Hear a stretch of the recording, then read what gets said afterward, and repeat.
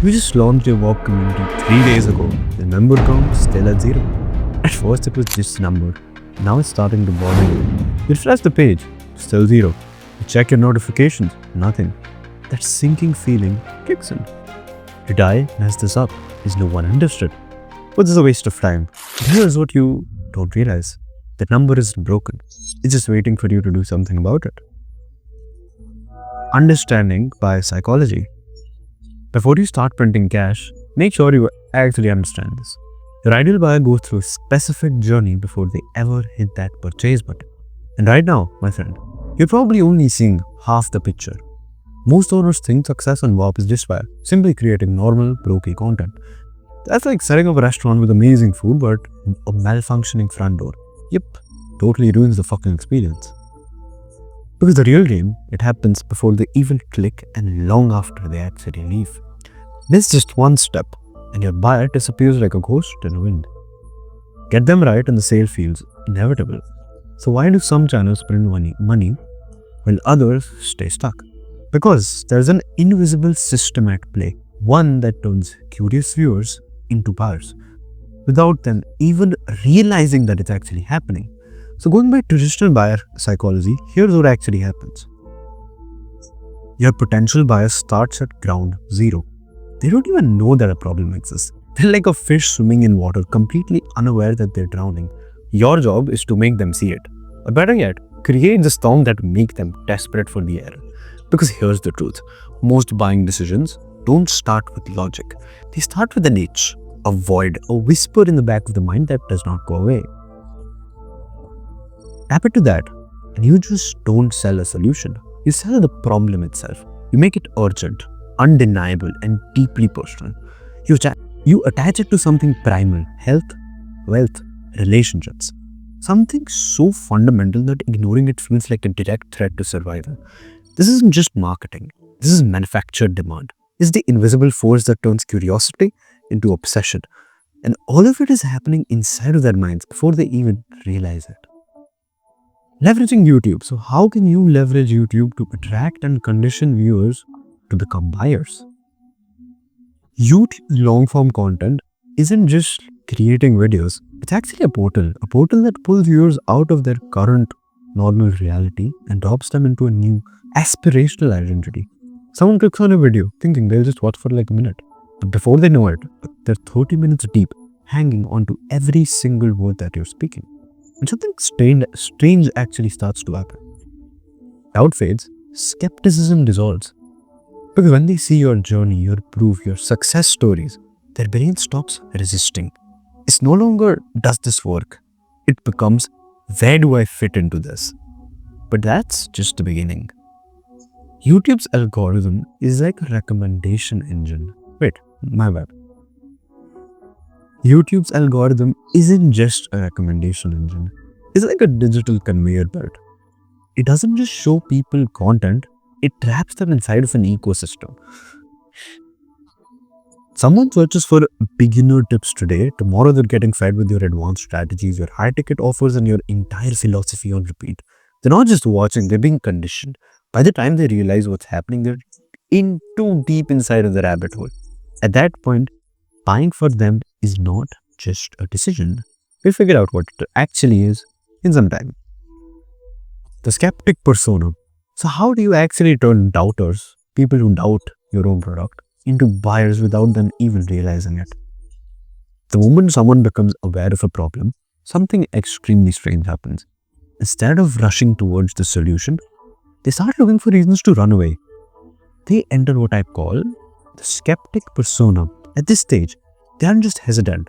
They're actively looking for loopholes, excuses, and red flags.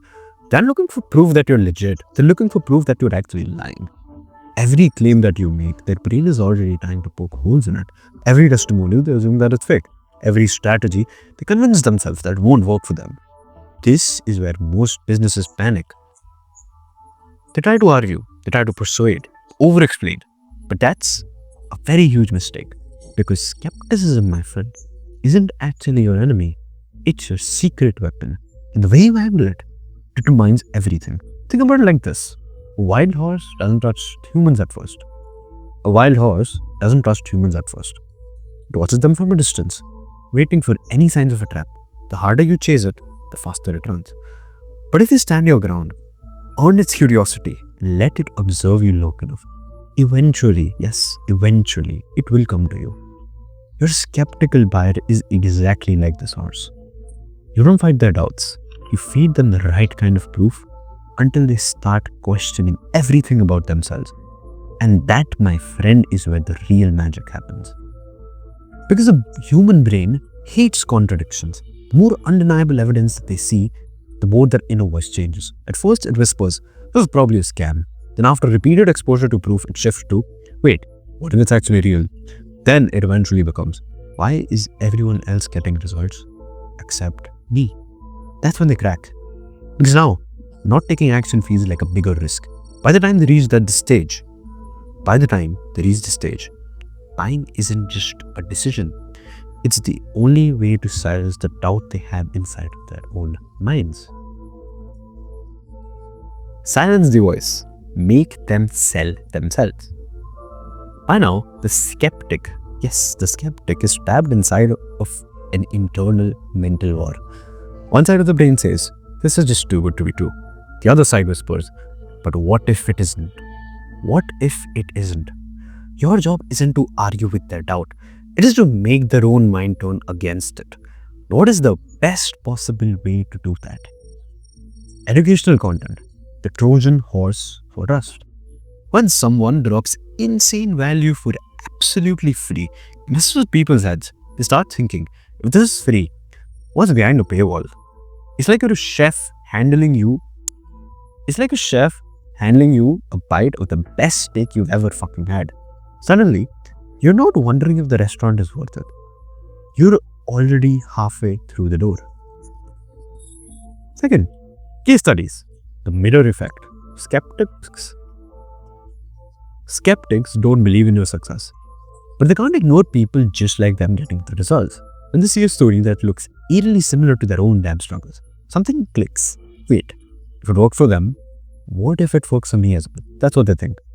At that point, those people, they're just interested, then mentally inserting themselves into the success stories you showed to them. This is exactly what you want. Testimonial is the domino effect of trust. One testimonial is nice, but a flood of people saying the exact same things, that's where the walls start to crumble. This is the halo effect in action. The brain goes, if all these people trust this, I probably should too as well. And that's when the FOMO kicks in. They just don't want your offer anymore. They start to feel like they'll get left behind if they don't take it at this point. At this point, skepticism, my friend, isn't just their problem anymore. It's the fear of missing out on the thing that could change everything in their life. That's what they're afraid of the most.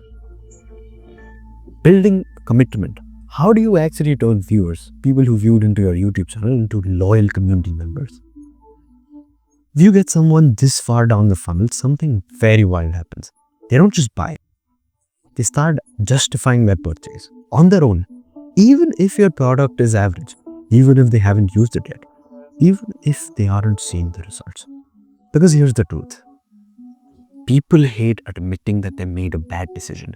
It's why someone will defend like a terrible $50 steak they brought the other evening, or why they'll keep a gym membership they never use, just so they don't feel like they've wasted money. Once they buy, they're not looking for reasons to regret it. They're looking for reasons to believe it was the right choice. And your job, make that belief unshakable. Here's how you do that. Post-purchase YouTube content, the antidote to the buyer's remorse. The best way to stop someone from second-guessing. Over-deliver when they least expect it. Give them bonus content. Drop unexpected value bombs. Make them feel like they got 10x more than they what actually paid for. Because my friend, a happy customer doesn't just keep that purchase. They become a fucking walking billboard for your brand. That's exactly what you want to sell as much as possible. Second, community, the invisible log that keeps them invested. What I want to talk about here is that you need to instill tribe tactics here, cult tactics here. Buying a course is easy. Leaving a community, a place where you belong, feel like abandonment. Spotlight your students, showcase their wins, make them feel like they've joined a movement, not just a program. Because when someone feels like part of something bigger, They don't just stay, they recruit others for you. Turning customers into advocates, the psychological debt loop. This is the real end game, my friend. The moment when someone gets so much free value that they feel a subtle growing debt to you, not a financial debt, mind you, a psychological one. It knows at them. They've gotten so much for free. It all feels guilty for not buying. And that's when something powerful happens. Again, they don't just buy a course. They start talking about it. They start promoting it. They start defending it. Because people don't just justify their purchases to themselves. They justify them to every single person around them. And here's the kicker. You, my friend, cannot hard sell a course in 2025. You're highly mistaken if you think you can actually do it. Because, people today are way too smart. They're too skeptical. The second they feel like they're being pressured, they tune out. But if you play it right, if you give so much value upfront, that buying feels like the only logical next step. By the time they realize that they're going to be sold to, they've already just sold themselves. What next do you do? The teacher-student dynamic. How do you actually become the only person they learn from? Now, this is just advanced tactics. After you've reached a certain point, how do you make sure that you kill your competition? How do you make sure you're beating market saturation? If you strip everything down, past the tactics, past the marketing, past the sales psychology, just think about it from an intuitive perspective. Every person who buys a course, every person who joins a community is looking for the same exact thing every single time. It's not information. It's not strategies. It's something far simpler. They're looking for a guide, a leader-like figure, someone they trust, someone whose words hit so hard it feels like they're speaking directly to them. Here's the part where most people miss. That trust isn't found. It's manufactured. Not through fake authority, but not through fake, flashy success. But it's something primal. The halo effect. Why are flaws make you way more believable than your competitor? Most people think that credibility comes from never failing. That's dead wrong. The research is clear. Creators who openly share past failures build stronger connections. And why is that? Because when someone sees your struggles, someone sees your lows, your points, your mistakes, they stop seeing you as another expert. They see themselves in you. And that, my friend, creates a parasocial bond. So strong, it shortcuts traditional credibility checks. The brain stops questioning, is this person legit? And they start thinking, well, they get me. This person gets me and I can actually trust them. That's exactly what you want. Personality. The secret ingredient that most experts tend to ignore. People don't just buy from people they trust. They buy from who they like. You don't buy from someone who's actually an asshole, right? You buy from someone who you actually like, the personality of a person you enjoy talking to. And that means your personality isn't optional. It's a competitive advantage. Show your quirks, show your humor, show how you made like a very bad joke the other day. Show the unfiltered thoughts that make people like they're in the room with you. Mistakes don't make people stay. Feeling understood does. Validate their feelings. Validate your ICP's thoughts. Do exactly this and I guarantee you're going to sell it. Authority without arrogance. The Jedi mind trick of leadership. The best teachers don't just talk down from the mountain down. They make people feel like they're climbing it with them. Position yourself as the mentor who's walked the path, but also as the relatable friend who understands every struggle along the way. Because when someone sees you as their teacher, when they feel like they know you, and they feel like they trust you and see themselves in your journey, there's only one person they want to learn from. It's not just any expert. Guess who it is? It's you. Exactly you. If you want to build like a Whop community that prints money while you sleep, you've seen how it works. You've seen how deep the psychology goes. And if you're serious about turning YouTube into a community building, authority boosting, and revenue generating machine, I got good news for you. You do not have to figure it out alone. Yeah, that's a relief. My team and I will build you a high leverage YouTube propaganda machine that will get you community signups while you sleep. If you want to stop guessing and start scaling, let's talk. Book a call below and let's make this inevitable. Also visit mediafire.in if you want to see how we do stuff. Thank you so much for watching.